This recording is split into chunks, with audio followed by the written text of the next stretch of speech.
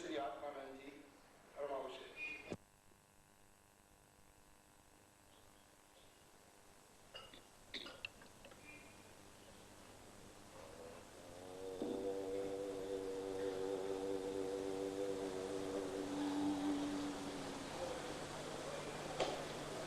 નાની ધૂન બોલીશું. મન વાળું વળે સદગુરુવરથી,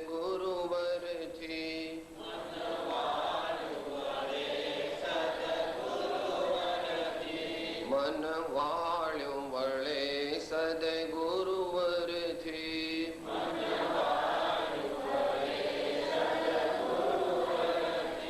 મન વાળું વળે સદગુરુવરથી,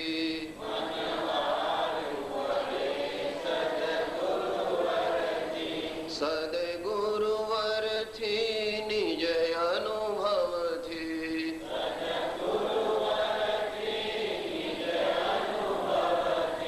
સદગુરુવરથી નિજ અનુભવથી,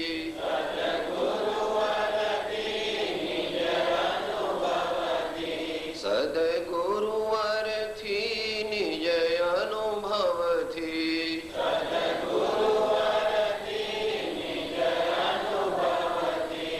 અભ્યાસ અને વૈરાગ્ય થકી,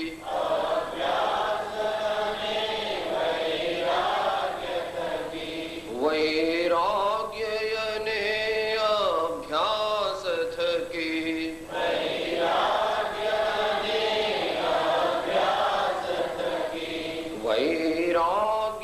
અને અભ્યાસ થકી,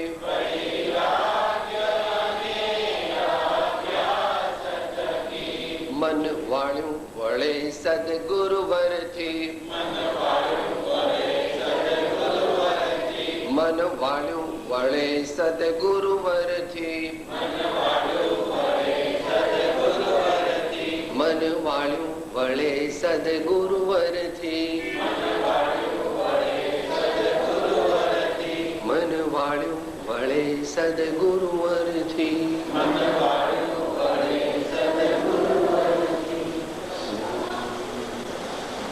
ઓમકારં બિંદુ સંયુક્તમ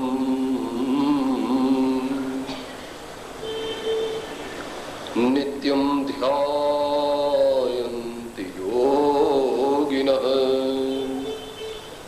કામદં મોક્ષદં ચૈવ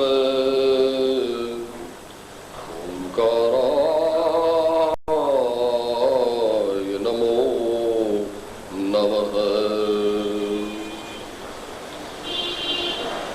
અજ્ઞાનતિમિરાંધાનાં જ્ઞાનાંજને શલાકયા ચક્ષુઃ ઉન્મીલિतं येन તસ્મૈ શ્રી ગુરવે નમઃ.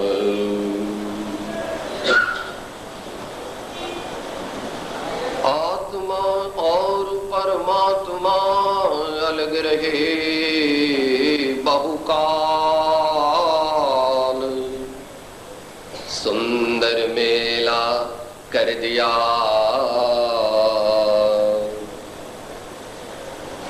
सदगुरु मिला दलाल. गुरु बिन ज्ञान न उपजे, ने गुरु बिन मिटे न भेद, गुरु बिन संशय ना मिटे. जय जय जय गुरुदेव, जय जय जय गुरुदेव.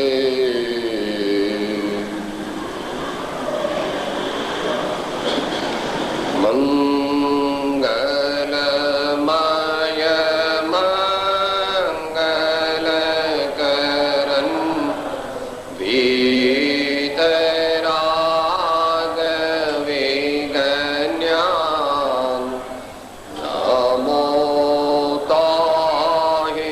જાતે ભાઈએ હરિહન આદેમાં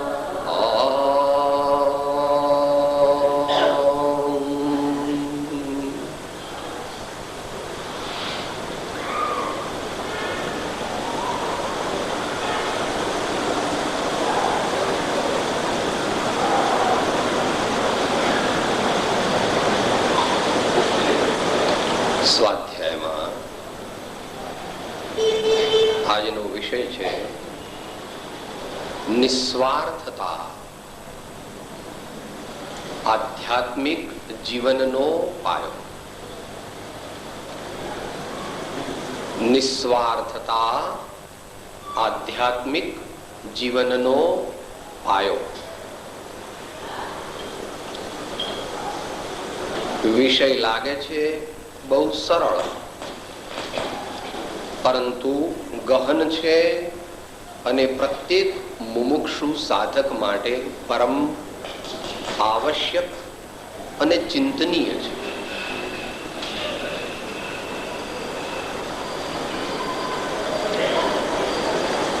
પ્રથમ ભૂમિકામાં શબ્દ સમજી લઈએ બે: નિસ્વાર્થતા અને આધ્યાત્મિકતા.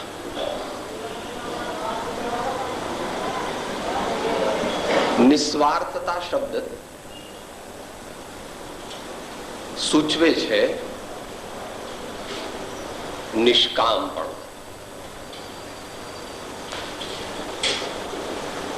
નોન સેલ્ફિશનેસ.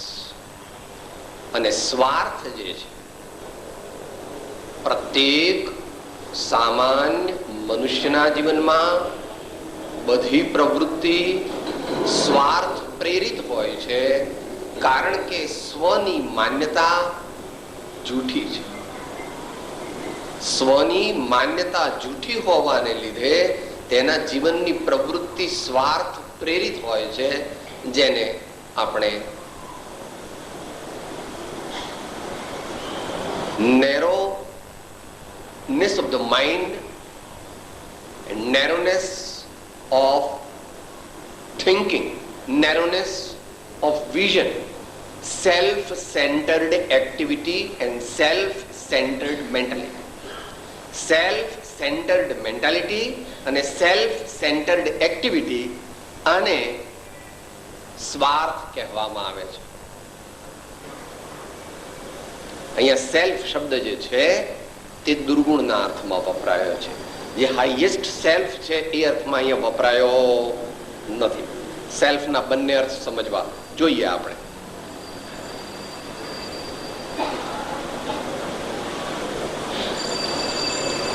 પોતાને સાચા સ્વની ખબર ન હોવાને લીધે પોતે જે પણ કંઈ કરે છે તેમાં પોતાના સ્વાર્થના અંશો આવે છે.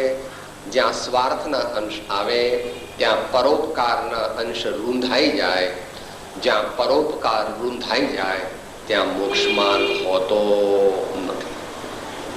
જગતના સર્વ જીવો પ્રત્યે આત્મતુલ્યપણાનો ભાવ, તેમની સેવાનો ભાવ, તેમના ઉપકારનો ભાવ એ સાધક સંતનું પ્રથમ લક્ષણ છે.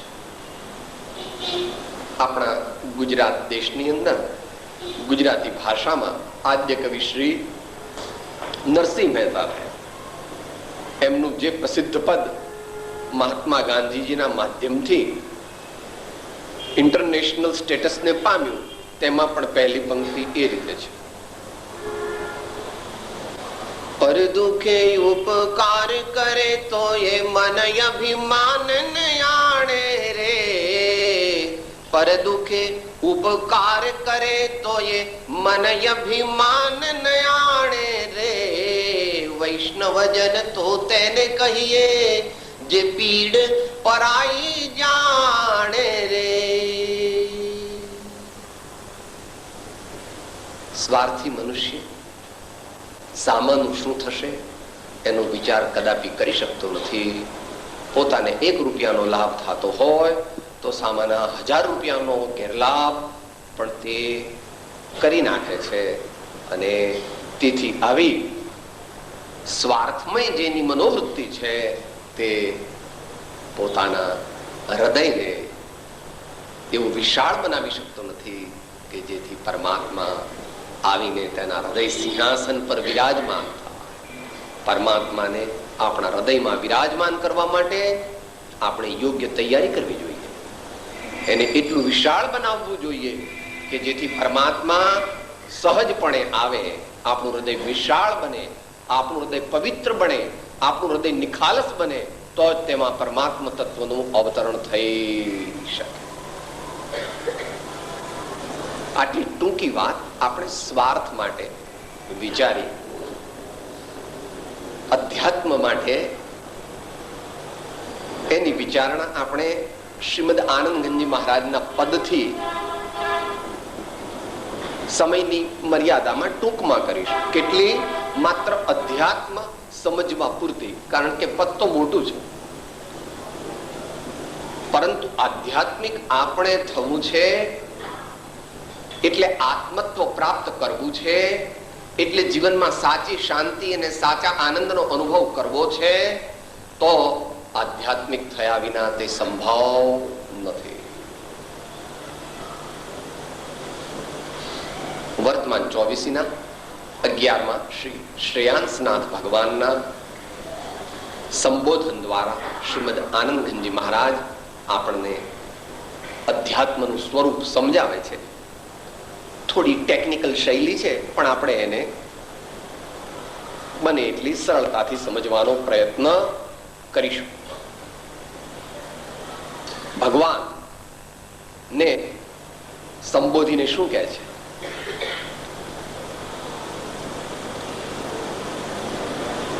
એક એક લીટી પહેલી બે ઝીલી શકાશે. શ્રી શ્રેયાંસજી નયંતર ગજામી આતમ રામી નામી રે. શ્રી શ્રેયાંસજી નયંતર જામી આતમ રામી નામી રે. શ્રી શ્રેયાંસજી અંતર જામી આતમ રામી નામી રે. શ્રી શ્રેયાંસ જીન અંતર જામી આત્મ રે. અધ્યાત્મ પદ પૂરણ પામી સહજ મુક્તિ ગતિ ગામી રે. અધ્યાત્મ પદ પૂરણ પામી સહજ મુક્તિ ગતિ ગામી રે. અધ્યાત્મ મત પૂરણ પામી સહજ મુક્તિ ગતિ ગામી રે. અધ્યાત્મ મત પૂરણ પામી સહજ મુક્તિ ગતિ ગામી રે. ભગવાન કહેવાય છે.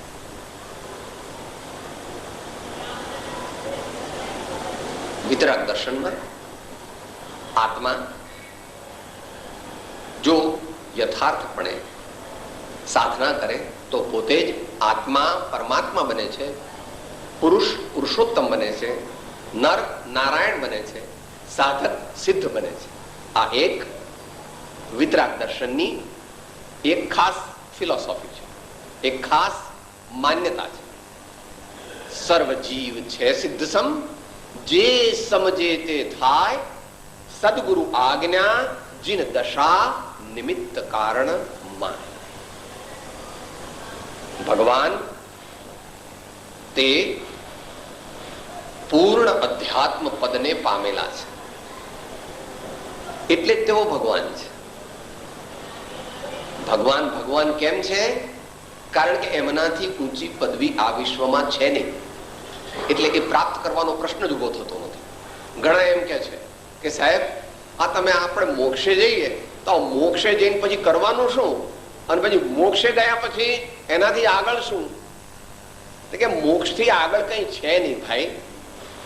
મોક્ષથી આગળ કઈ છે નહીં. જો મોક્ષથી આગળ કઈ હોત તો પરમાત્માએ તે પણ પ્રાપ્ત કરી લીધું હોત. જો મોક્ષથી આગળ કંઈક હોત તો તે પરમાત્માએ પ્રાપ્ત કરી લીધું હોત. મોક્ષ એટલે it is the culmination of human achievement. It is the culmination of human achievement. It is the last stage. It is the final beatitude. દરેક જ્ઞાની ભગવંતોએ એનું જુદી જુદી રીતે વર્ણન કર્યું છે. શ્રીમદ ભગવદ ગીતા કહે છે યદગતવાન નિવર્તન્તે તદ્ધામ પરમમ મમ, અથવા અન્યત્ર કહે છે યમ લબ્ધ્વા ચાપરમ લાભમ મન્યતે નાધિકમ તતઃ, યમ લબ્ધ્વા ચાપરમ લાભમ મન્યતે નાધિકમ તતઃ. જેને મોક્ષ પ્રાપ્ત થાય એ એનાથી બીજી કોઈ વસ્તુને ઈચ્છે નહીં. જો ઈચ્છે તો એને જો મોક્ષ પ્રાપ્ત કર્યો. મોક્ષની એ નિશાની છે કે મોક્ષ પ્રાપ્ત થયા પછી એને બીજી એનાથી વિશેષ કંઈ પ્રાપ્ત કરવાની ઈચ્છા થતી નથી, કારણ કે એનાથી વિશેષ કંઈ છે. અધ્યાત્મની વાત ચાલે છે. આ અધ્યાત્મ આપણે પ્રાપ્ત કરવું હોય તો એનો પાયો, એનો બેઝ એ નિસ્વાર્થતા છે. એ આગલી કડીમાં આપણને સમજાવે છે, માત્ર સાંભળવાનું છે. શયને સંસારે ઇન્દ્રિય રામી મુનિગુણ આત્મ રામી રે, મુખ્યપણે જે આત્મ રામી તે હોય નિષ્કામી રે. મુખ્યપણે જે આત્મ રામી તે હોય નિષ્કામી રે. આત્મજ્ઞ સંત કોને કહેવા? આપણને ખબર કેવી રીતે પડે કે આ આત્મજ્ઞ સંત હશે? કે પ્રભુ એ વાત તો જરાક અઘરી છે. ઝવેરી હોય તો જ હીરાને ઓળખી શકે. જનતાનું એ કામ નથી. એમ દરેક મનુષ્ય સંતને ઓળખી શકે નહીં. પરંતુ જ્યારે તું ઓળખવા જાય ત્યારે એનો એક મુખ્ય શરત એ છે, મુખ્યપણે જે આત્મરામી તે હોય નિષ્કામ. Selflessness, desirelessness is the prerequisite of a true saintly personality.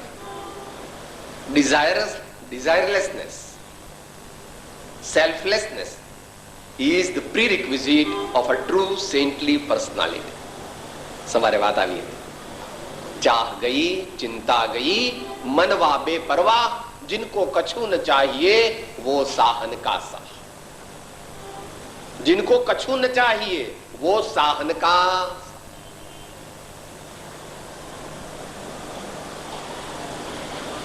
અહીંયા સિદ્ધાંત રૂપે કહે છે કે મુખ્યપણે જે આત્મરામી તે હોય નિષ્કામી. તમે દૂધપાક પૂરી બહુ સારું જમણ કરીને બેઠા હો અને પછી તમને કોઈ આવીને વાસી જારનો રોટલો આપે અને કહો મહારાજ લોને, મહારાજ લોને, તો તમે શું કહો? ભાઈ તૃપ્ત છે, તારા ભાવ બદલ આભાર, પણ અમારે એની જરૂર. તમે દૂધ પાક પૂરી બધું સારું જમણ બરાબર પરિતૃપ્તપણે જમ્યા છો, તો પેલા વાસી રોટલાને ખાવામાં તમારી વૃત્તિ જતી સહજપણે તે જતી.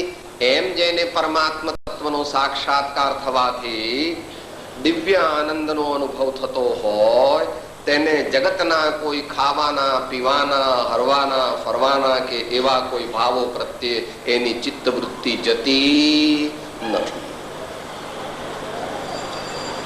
જ્ઞાનીનું આ લક્ષણ છે, સ્થિત પ્રજ્ઞનું આ લક્ષણ છે, વિતરાગી સંત મુનિઓનું આ લક્ષણ છે, સ્વાભાવિક છે. જ્યારે પરમાત્મા દર્શન થાય ત્યારે શું થાય? જ્યારે આત્મદર્શન થાય ત્યારે શું થાય? આપણે આગળ વિચાર્યું હતું. અસ્થિથી પણ કહે છે અને નાસ્તિથી પણ કહે છે. પરમાત્મા દર્શન થાય તો શું શું થાય? ધ્યાન ધારણા આત્મ પદની કરતા ભ્રમણા મિટ જાવે. આત્મ તત્વની શ્રદ્ધા હોવે તો અને હૃદયાનંદ ઉર આવે, અને હૃદયાનંદ ઉર આવે. અલખ નિરંજન આત્મ જ્યોતિ, અલખ નિરંજન આત્મ જ્યોતિ. અસ્થિથી કીધું, હવે નાસ્તિથી કે છે. વિષયારસ વિષ સરીખો લાગે, ચૈન પડે નહીં સંસારે. જીવન મરણ પણ સરખું લાગે, જીવન મરણ પણ સરખું લાગે. આત્મ પદ ચિહ્ન હે ત્યારે, અલખ નિરંજન આત્મ જ્યોતિ. સંતો તેનું ધ્યાન ધરો, આરે કયા ઘર આત્મ હીરો, આરે કયા ઘર આત્મ હીરો. ભૂલી ગયા ભવમાં ફિરો, ભૂલી ગયા ભવમાં ફિરો. અલખ નિરંજન આત્મ જ્યોતિ. શું કીધું આપણને? જેવો સાચી આધ્યાત્મિકતાને પામ્યા હોય તેઓ નિષ્કામ હોય છે, નિસ્વાર્થ હોય છે, નિષ્કપટ હોય છે. અને હવે આપણે જે બે વસ્તુને સમજવા માંગીએ છીએ કે નિસ્વાર્થતા તે આધ્યાત્મિક જીવનનો પાયો છે, એમ જે સમજવા માંગીએ છીએ, એ માટે હવે જે સાચા આધ્યાત્મિક નથી એનું સ્વરૂપ સમજાવે છે. ગધેડો હોય અને એના ઉપર આપણે વાઘનું ચામડું ઉઢાડી દઈએ બરાબર, તો એ વાઘ થઈ જાય નહીં. કારણ કે એ ભૂકે તો તરત ખબર પડી જાય કે આણે વાઘનું ચામડું પહેર્યું છે, પણ આ કઈ વાઘ, એના અવાજથી ખબર પડી જાય. એમ જગતમાં કોઈ મનુષ્ય પોતાને આધ્યાત્મિક કેવડાવતો હોય, બતાવતો હોય, એનો કદાચ ઢોંગ કે એ પ્રમાણેની શોમેનશીપ કરતો હોય તો તે 2-5-25 વર્ષ કદાચ છાની રહે, પરંતુ અંતે તો સત્ય તેનું પોત પ્રકાશ્યા વગર રહેતું નથી. એવી આધ્યાત્મિકતા આપણે જોઈતી નથી. અહીં આચાર્ય કહે છે એવી આધ્યાત્મિકતાને બાજુમાં મૂકી દો. આપણે તો સાચી આધ્યાત્મિકતા જોઈએ છે કે જે આપણને આત્મામાંથી ધર્માત્મા બનાવે અને ધર્માત્મામાંથી પરમાત્મા તરફ લઈ જાય. એટલે સાચી આધ્યાત્મિકતાનો અહીંયા સ્વીકાર કરાવે છે. અને દેખાવ પૂરતી જે છે, દોડ વાળી, શોમેનશીપ વાળી, એવી ખોટી આધ્યાત્મિકતાને છોડી દેવા માટે અહીંયા આપણને પ્રેરણા કરે છે. નામ અધ્યાત્મ, ઠવણ અધ્યાત્મ, દ્રવ્ય અધ્યાત્મ છંડો રે. નામ અધ્યાત્મ, ઠવણ અધ્યાત્મ, દ્રવ્ય અધ્યાત્મ છંડો રે. ભાવ અધ્યાત્મ નિજ ગુણ સાધે તો તેહ શૂરઢ મંડો રે. ભાવ અધ્યાત્મ નિજ ગુણ સાધે તો તેહ શૂરઢ મંડો રે. શ્રી શ્રેયાંસ જીન અંતર જામી, આત્મ રામી નામી રે.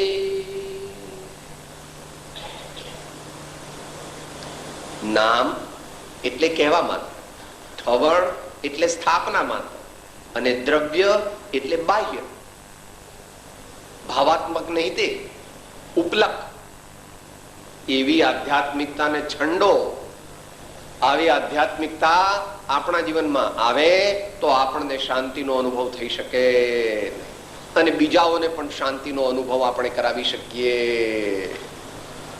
આધ્યાત્મિકતા અને શાંતિ બે સાથે જ જાય.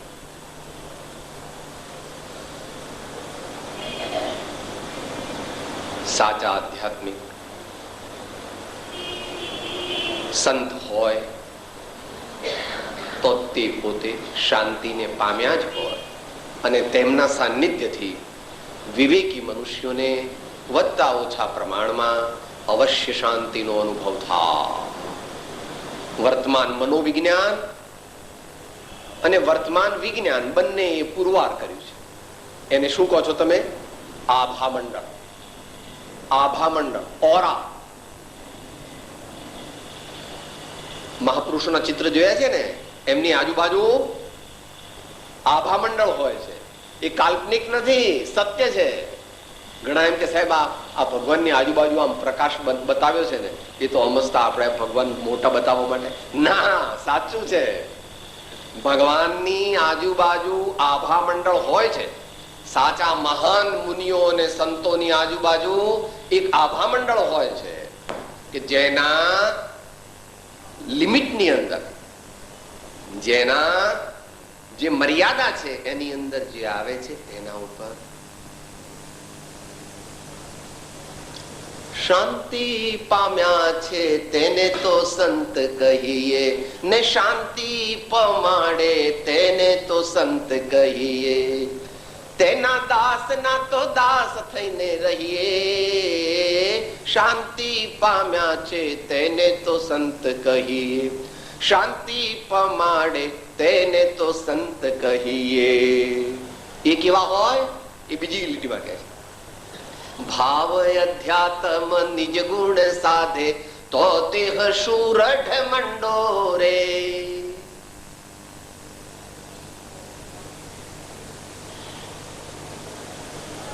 ચંદન અને કેસરને જેમ જેમ ઘસીએ તેમ તેની સુવાસ પ્રસરતી જાય છે.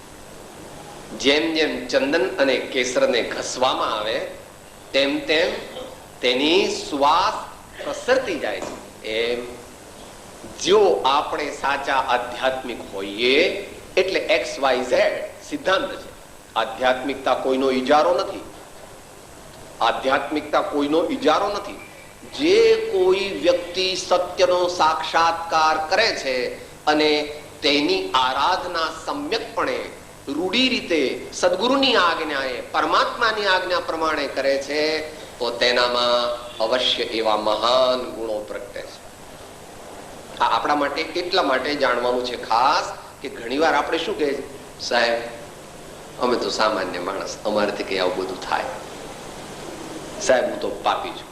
સાહેબ ઠીક છે ભાઈ, તે તારી જે પાપની કબૂલાત કરી તે પ્રશંસનીય છે, પણ તેથી ત્યાં અટકવાનું નથી. વાલિયો લૂંટારો વાલ્મીકી ઋષિ થઈ શકે. સામાન્ય એક ક્રોધી કામી એવો યુવાન તે સંત સુરદાસ કે સંત તુલસીદાસ થઈ શકે છે. અંજન ચોર અને દ્રઢ પ્રહારી તે ઉત્તમ ગતિને પામી શકે. માટે આ આત્મામાં રહેલી શક્તિ તેનો સ્વીકાર કરવો. મહાપુરુષો આપણને વારંવાર આપણા નિધિમાં, આપણા અંતરની અંદર જે મહાન શક્તિ પડી છે તે વિશે જાગૃત કરે છે. શુદ્ધ બુદ્ધ ચૈતન્ય ઘન સ્વયં જ્યોતિ સુખધામ, બીજું કહીએ કેટલું કર વિચાર તો પાપ. The most optimistic personalities in the world are the saints, the acharyas and the tirthankaras. The most optimistic personalities in the universe are the real saints, the acharyas and the tirthankaras. And they have attained to the highest. And they have attained to the highest. એટલે અહીંયા આપણે માત્ર એટલું જાણ્યું કે સાચી આધ્યાત્મિકતા પ્રાપ્ત કરવાથી આપણામાં અનેક ગુણો પ્રગટે છે અને તે બધા ગુણોનો બેઝ, તે બધા ગુણોનો પાયો તે નિસ્વાર્થતા છે.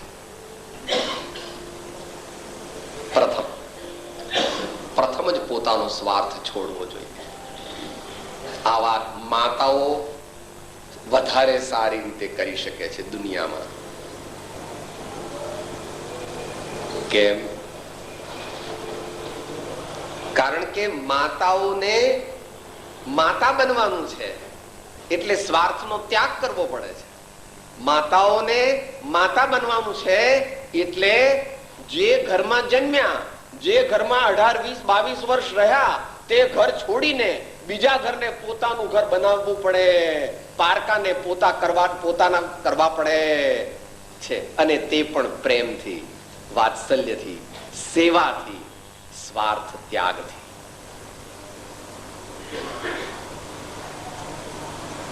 માટે આપણામાં પદ્ધતિ છે, 16 સતીના નામ સવારે લે છે. 16 સતીઓના નામ સવારે લેવાનો રિવાજ છે. હજારો વર્ષ પછી આ ભારતની અંદર સીતા માતા, દ્રૌપદી માતા, દમયંતી માતા, બ્રાહ્મી અને સુંદરી માતાઓને આપણે સંભાળીએ છીએ. કેમ? They are the embodiment of selflessness. They are the very embodiment of selflessness. ભાઈઓ તો થઈ શકે, કરી શકે, માતાઓ એ સહેલાઈથી કરી શકે છે. કારણ કે ત્યાગ, સહન કરવું, બીજાને ખાતર પોતાનું જતું કરવું, એવો તેમનામાં મહાન ગુણ સહેલાઈથી પ્રગટ થાય એવો એમનો સ્વભાવ હોય છે. તો આટલી વાત આપણે સ્વાર્થ અને અધ્યાત્મ એ બેના કોરિલેશન વિશે સમજ્યા.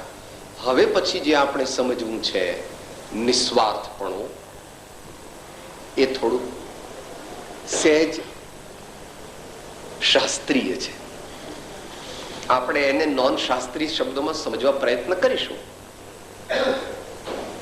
અને એનો બેઝ છે આચાર્ય કુંદકુંદ સ્વામીનો સમય સાથ. આચાર્ય કુંદકુંદ સ્વામીને સૌ જાણે છે. જૈન પદ્ધતિમાં પણ જાણે છે ને ભારતીય પદ્ધતિમાં પણ જાણે છે.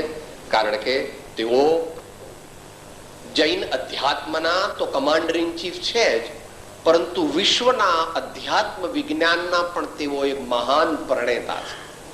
તેમના જીવનથી, તેમના કવનથી, તેમના સાહિત્યથી તેઓ આપણને સ્વાર્થ અને નિસ્વાર્થપણાની વાત બહુ ગૂઢ રીતે સમજાવે છે, પણ વૈજ્ઞાનિક રીતે સમજાવે છે. 10 મિનિટમાં જરાક એકાગ્રતાથી સમજવાનો પ્રયત્ન કરવો. મોટા ભાગના અભ્યાસી છે, જે અભ્યાસી ન હોય તેને પણ 50% ઉપરાંત સમજમાં આવશે.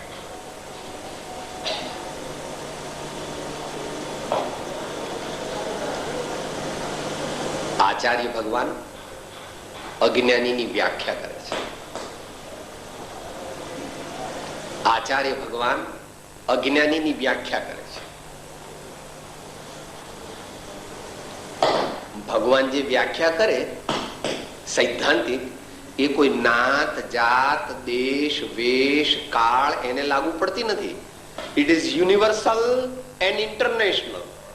સાચા સંતોને કોઈ જ્ઞાતિ, કોઈ સંપ્રદાય, કોઈ અમુક કળયુગ, અમુક સતયુગ, અમુક દેશ, એનો કઈ ધારો લાગુ પડતો નથી. સવારે એ વાત આવી ગઈ હતી કે મહાવીર ભગવાન જૈનોના ભગવાન નથી. મહાવીર ભગવાનને જૈનો ભજે છે અને જૈનો એમ કે છે કે આ અમારા ભગવાન છે, પણ મહાવીર ભગવાનનું એવો કોઈ ક્લેમ નથી કે હું જૈનોનો છું. આવી ગઈ હતી ને વાત સવારે. તો આચાર્ય શું કહે છે?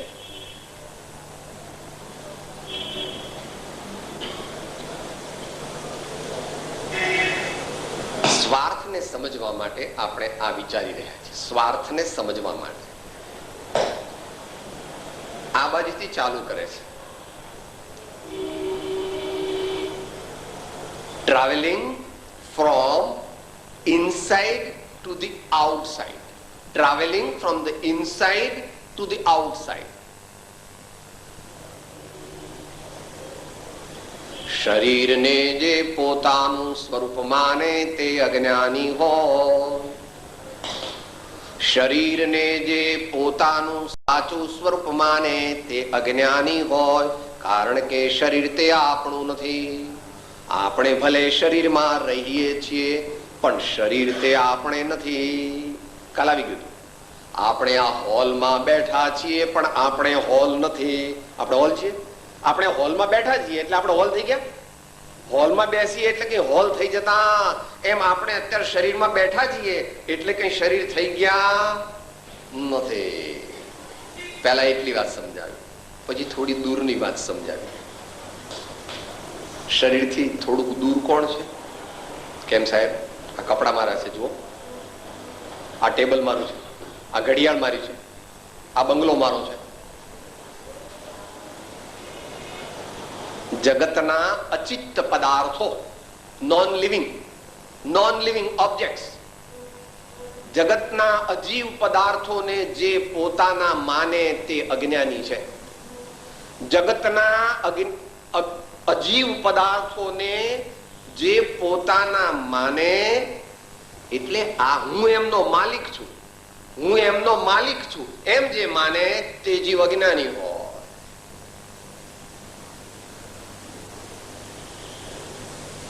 એનું લોજિક પછી આપે છે. પહેલા તો સ્ટેટમેન્ટ કરે છે, શરીરને પોતાનું માને તે અજ્ઞાની છે.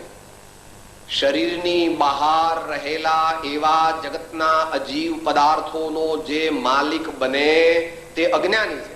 અને જગતની બહાર રહેલા સચિત્ત પદાર્થોને જે પોતાના માને તે પણ અજ્ઞાની છે. દીકરો મારો, દીકરી મારી, જમાઈ મારા, ભાણિયા ભત્રીજા મારા, ધર્મપત્ની મારી, પતિ મારા, આવું જે માને તે અજ્ઞાની છે. વ્યવહાર કરવો પડે એ વાત જુદી થઈ ગઈ. મા બાપ છે તો તેમની સેવા કરવી એ વાત જુદી છે. મા બાપની સેવા કરવી એ ગૃહસ્થની ફરજ છે. પતિની સેવા કરવી એ પત્નીની ફરજ છે. અને પત્નીને સહયોગ આપવો તે પતિની ફરજ છે. ભાણિયા ભત્રીજા વગેરેને આપણે મદદરૂપ થવું એ આપણી નિસ્વાર્થતાની નિશાની છે. દીકરાનું તો બધાય કરે, પણ ભાણિયા ભત્રીજાનું ને બીજા દૂરનાનું કરે તો ત્યાં સ્વાર્થ ઘટ્યો. દીકરાનું કરે ત્યાં સ્વાર્થ છે, ભાણિયા ભત્રીજાનું કરે ત્યાં ઓછો સ્વાર્થ છે. અને તદ્દન દૂરના માણસનું કાર્ય તે મહાપુરુષ છે. કારણ કે એની સાથે કોઈ રિવોર્ડ ની ખાતરી છે નહીં, કોઈ પાછો એનાથી લાભ મળશે એનું કઈ નક્કી નથી.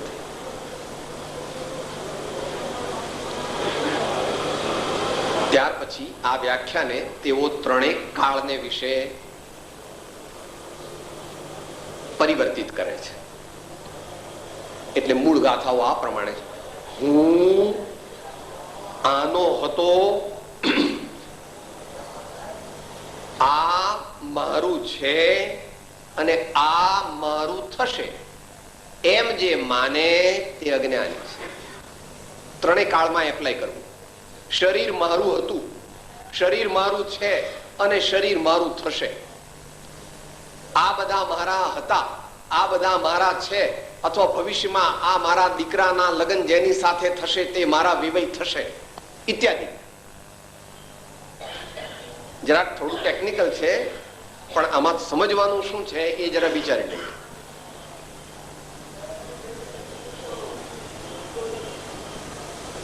પહેલો સ્વાર્થ.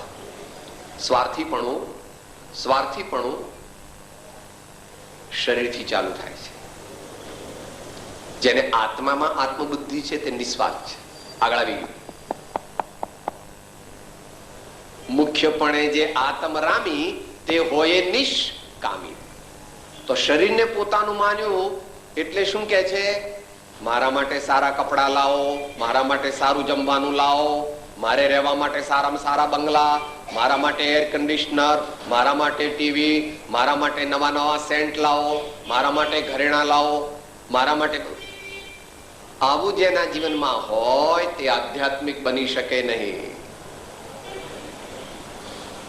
જેને પોતાના ડે ટુ ડે રિક્વાયરમેન્ટ માટે આટલા બધા મોજશોખની વસ્તુઓની જરૂર પડતી હોય તેનું ચિત્ત અંતર્મુખ થઈને પરમાત્મા સાથે અનુસંધાન કરી શકે નહીં.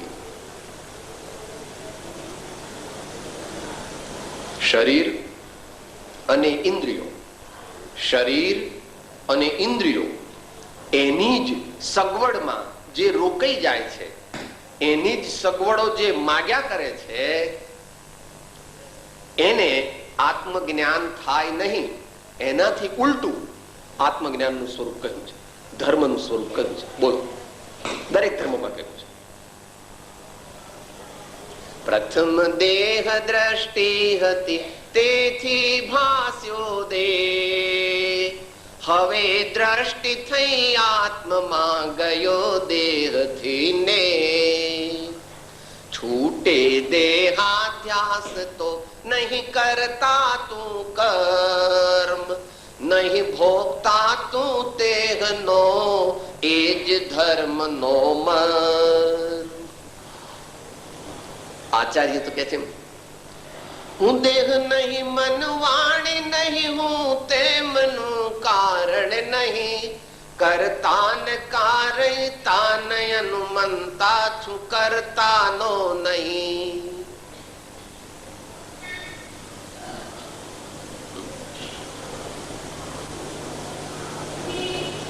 પોતાના શરીર માટેની સગવડોના અનેક સાધનો ઘડીએ ને પડીએ જેને જોઈએ તેને આત્મજ્ઞાન થતું નથી, અથવા અધ્યાત્મ માર્ગમાં તે આગળ વધી શકતો નથી. કોણ વધી શકે? તો તમે પૂછશો તો કોણ વધી શકે? સહજ મિલાસો દૂધ બરાબર, માંગ લિયાસો પાણી, છીન લિયાસો ખૂન બરાબર, ગોરખ બોલ્યા વાણી. પરમાત્મા ને કોણ રીઝવી શકે? આત્માને કોણ પ્રાપ્ત કરી શકે? ચાલશે, ફાવશે, ભાવશે, ગમશે. ચાલશે, ફાવશે, ભાવશે, ગમશે. શું રેપ્રેઝેન્ટ કરે છે? નિસ્વાર્થ, નિસ્પૃહ. જે પણ કંઈ પોતાના પૂર્વે કરેલા પાપ પુણ્યના આધારે સહજપણે મળી આવે અને બની આવે તેનો સમભાવથી સ્વીકાર કરે અને જેના જીવનમાં કોઈ પણ કમ્પ્લેન નથી, એ નિસ્વાર્થ પુરુષ તે આધ્યાત્મિકતાના ઊંચા શિખરો સર કરી શકે. મહાપુરુષોના કોઈના પણ જીવનમાં જ જો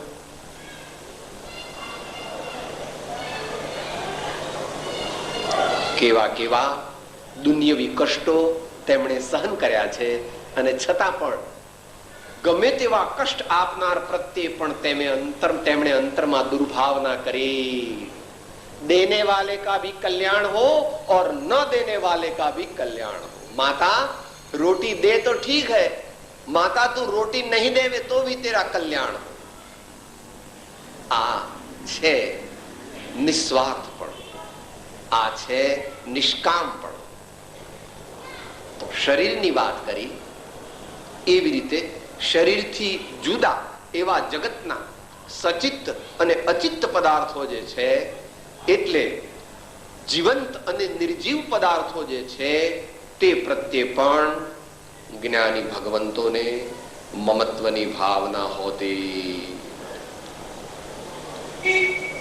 જગતના પદાર્થો પ્રત્યેની મમત્વ ભાવના આપણને એટલા માટે હોય છે કે શરીરને આપણે આપણું માન્યું છે.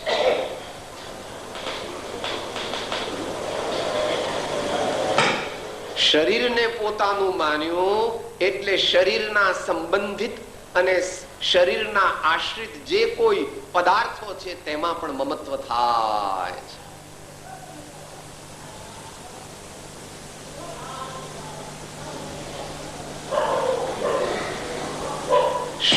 આચાર્ય તો ત્યાં સુધી જઈને કહે છે કે શરીર એટલો જ આ જીવનો સંસાર છે.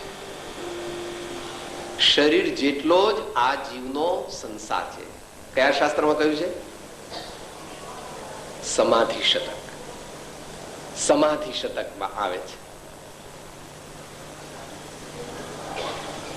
તેથી મોટા તપસ્વીઓ જે કોઈ થયા, જે મોટા જ્ઞાનીઓ થયા, એ બધાના જીવન ચરિત્રો આપણા ખ્યાલમાં છે. ગજ સુકુમાર સુકોશલ મુનિ, પાંડવો, એમના શરીર પર અનેક પ્રકારના પરિસર, અનેક પ્રકારના દુઃખ લોકોએ કર્યા, તો પણ તેઓ પોતે પોતાની ક્ષમતામાંથી चीग्या नहीं, डट करके रह गए अपने आत्मा में। और इसका सर्वोत्तम उदाहरण है काशी नरेश के सुपुत्र बाल ब्रह्मचारी 23वें तीर्थंकर भगवान पार्श्वनाथ, जिनको कमठ ने कितना उपसर्ग किया, इतना पानी बहाया, इधर तक पानी आ गया। भगवान ध्यान में खड़े हैं,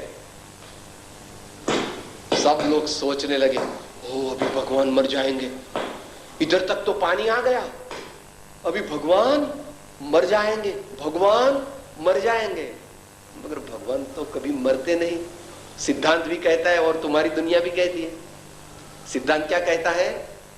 चरम शरीरी जीवोने केवू आयुष्य कर्म होय छे, निरुपक्रम। चरम शरीरी जीवोने निरुपक्रम आयुष्य होय छे, तेथी तेओ मृत्यु पामता નથી। અને તમારી દુનિયામાં પણ પેલે ફિલ્મ હોય, એની અંદર હીરો હોય, એ હીરો આમ લાગે કે હીરો હવે મરી જશે, હીરો હવે મરી જશે, એવું પિક્ચરમાં આવે, પણ હીરો મરે તો તમારું પિક્ચર પૂરું થઈ જાય। હા, એમ લાગે કે ઓહો હવે હા હીરો મરી જશે, હીરો મરી જશે, પણ હીરો મરે જ નહીં। હીરો તો ગમે તેમ કરીને બચી જાય, નહીં તો તમારું પિક્ચર આગળ ચાલતું અટકી જાય। હીરો મરે નહીં, હીરો જીતી જાય એટલે તમારું પિક્ચર પૂરું થઈ જાય। શી વાત કરે છે મહાપુરુષો? મહાપુરુષો કહે છે કે શરીરને પોતાનું ન માનવા વાળા અને આત્મામાં લીન થવા વાળા બોધિ અને સમાધિ એટલે આત્મજ્ઞાન અને આત્મ સમાધિના સ્વામી એવા સંતો, ધર્માત્માઓ અને પરમાત્માઓ તે આપણને પરમ પ્રેરણા આપે છે।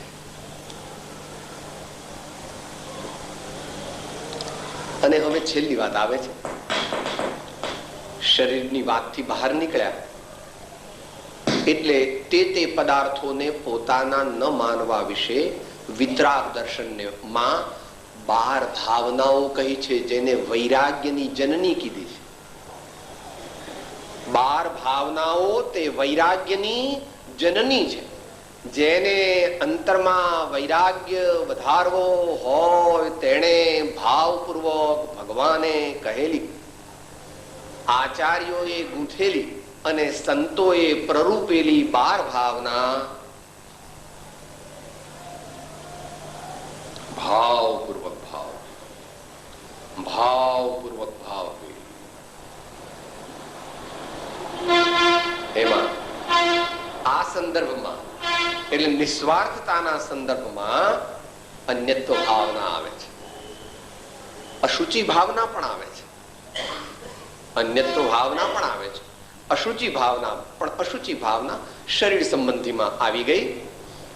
અન્યત્વ ભાવના જગતના પદાર્થો સચિત્ત અને અચિત્ત તે મારા નથી એ પ્રમાણેની ભાવના આવે છે। એ પહેલા આપણે કૃપાળુદેવના વચનામૃતથી સમજીએ અને પછી કૃપાળુદેવે 12 ભાવના જે આપણને આપેલી છે તેનાથી સમજીએ। 692માં આપણે એ બોલીએ છીએ, દરરોજ નિત્યક્રમમાં પણ અંતે બોલીએ છીએ। શ્રી સદગુરુએ કહ્યું છે, એવા નિર્ગ્રંથ માર્ગનો સદાય આશ્રય રહો। હું દેહ આદિ સ્વરૂપ નથી, દેહ સ્ત્રી પુત્ર આદિ કોઈ પણ મારા નથી। ત્યાં સુધી નાસ્તિથી કીધું, હવે અસ્થિથી કીધું। શુદ્ધ ચૈતન્ય સ્વરૂપ અવિનાશી એવો હું આત્મા છું, એમ આત્મ ભાવના કરતા રાગ દ્વેષ નો ક્ષય થાય। એમ કરીને આપણને આત્મ ભાવના કહી છે। બોલો 2 મિનિટ। આપણે બોલીએ ને ધૂન, એ બોલવા માટે નથી, ભાવવા માટે છે। અને આત્મ ભાવના ભાવવા માટે આ મેથોડોલોજી આપી,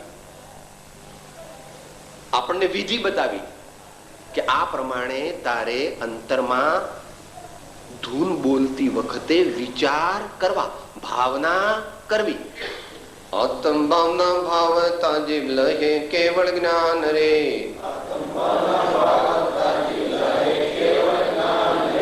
આત્મ ભાવના ભાવતા જીવ લહે આત્મ જ્ઞાન રે.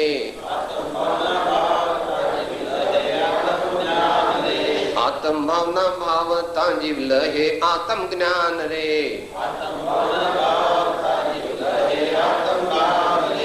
આત્મ ભાવના ભાવતા જીવ લહે મુનિ પદ રે.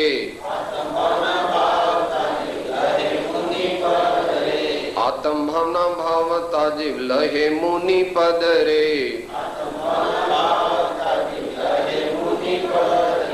આત્મ ભાવના ભાવતા જીવ લહે કેવળ જ્ઞાન રે.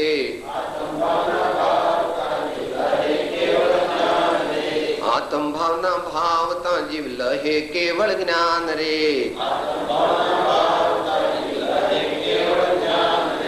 આત્મ ભાવના ભાવતા જીવ લહે કેવળ જ્ઞાન રે.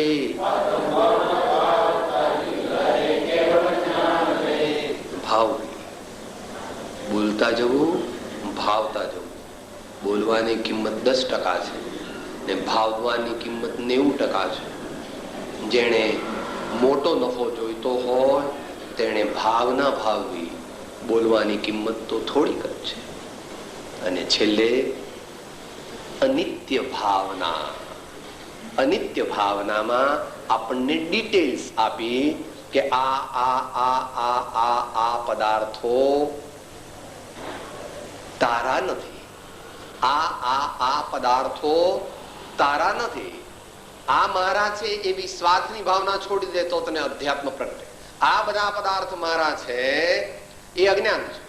અને કોઈ પદાર્થનો હું સ્વામી નથી, કોઈ પદાર્થનો હું સ્વામી નથી. એનું નામ આત્મજ્ઞાન.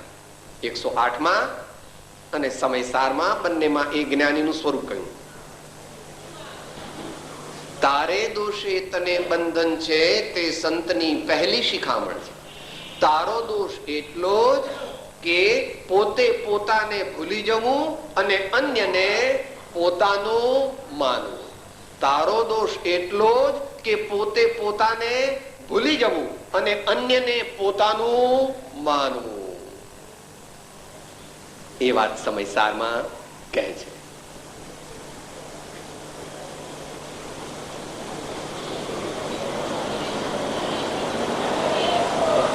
અજ્ઞાની આત્મ વિકલ્પ એવો જીવ સમૂઢ આચરે.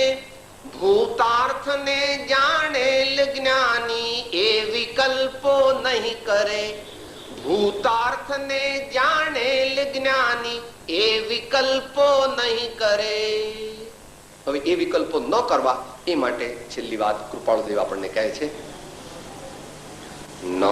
મારા તન રૂપ કાંતે યુવતી ના પુત્ર કે ભ્રાતના ના મારા વૃત સ્નેહીઓ સ્વજન કે ના ગોત્ર કે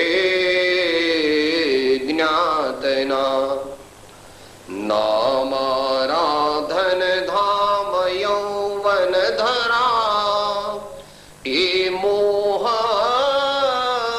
જ્ઞાત્વના. રે રે જીવ વિચાર એમ જ સદા અન્યત્વદા ભાવના. રે રે જીવ વિચાર એમ જ સદા અન્યત્વદા ભાવના. બધી વસ્તુ ગણાવી દીધી. તન રૂપ કાંતિ યુવતી, પુત્ર ભ્રાત ભૂત સ્નેહીઓ સ્વજન ગોત્ર જ્ઞાન ધરા ધામ યૌવન. આ બધું શું છે? કર્મકૃત છે. દુનિયાના સગવડના સાધનો પુણ્યપાપ પ્રમાણે મળ્યા કરે છે. દુનિયાના સગવડના સાધનો પુણ્યપાપ પ્રમાણે મળ્યા કરે છે. તે મળે તો પણ સમતા રાખવી, તે ન મળે તો પણ સમતા રાખવી, આટલો જ સર્વ ધર્મનો સાર છે. સુખમાં જે છકી ન જાય અને દુઃખમાં જે ડરી ન જાય એવા ધર્માત્મા તે ઉત્તમ આત્મપદને પામે છે. સુખમાં જે છકી જતા નથી, સુખને સુખ માનતા નથી અને દુઃખને દુઃખ માનતા નથી. ભલે ઊંચી સ્થિતિ છે, આપણે બધા એમાં ડાઉન થઈ જઈએ છીએ, તો પણ આપણે હવે નક્કી કરીશું કે મારે સ્વાર્થનો ત્યાગ કરવો છે. સગવડ સગવડ સગવડ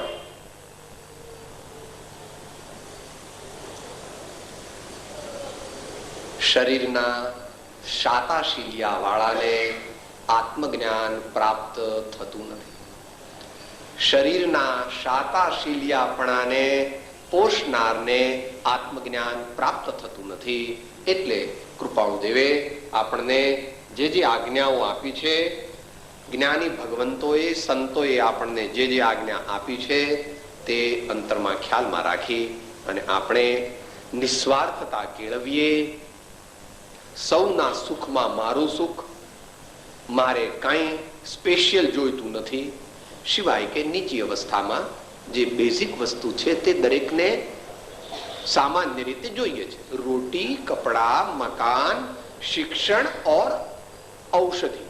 रोटी, कपड़ा, मकान, शिक्षण और औषधि. These are the 5 basic requirement of a common man.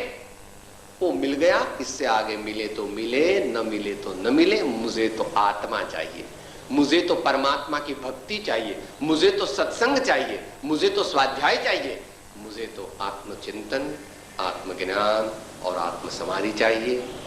हमारी आपकी यही भावना रहे, यही प्रयत्न रहे, यही प्रामाणिकता से हम इस मार्ग पर चल करके आगे बढ़े. ऐसी परमात्मा को प्रार्थना करके अब समाप्ति करते हैं. देह छता जेनी दशा वर्ते देहाती ते ज्ञानी ना चरणમાં હો વંદન અગર. સદગુરુ દેવ કી પરમ કૃપાળો દેવ, ત્રિલોકના નાથ કી, સબ સંતન કી આનંદ. હું આત્મા છું, હું આત્મા છું, આપનો સેવક છું, આપનો સેવક છું, સૌનો મિત્ર છું. સૌનો મિત્ર છું. હું આત્મા છું, હું આત્મા છું, આપનો સેવક છું, આપનો સેવક છું, સૌનો મિત્ર છું. સૌનો મિત્ર છું. હું આત્મા છું, હું આત્મા છું, આપનો સેવક છું, આપનો સેવક છું, સૌનો મિત્ર છું. સૌનો મિત્ર છું.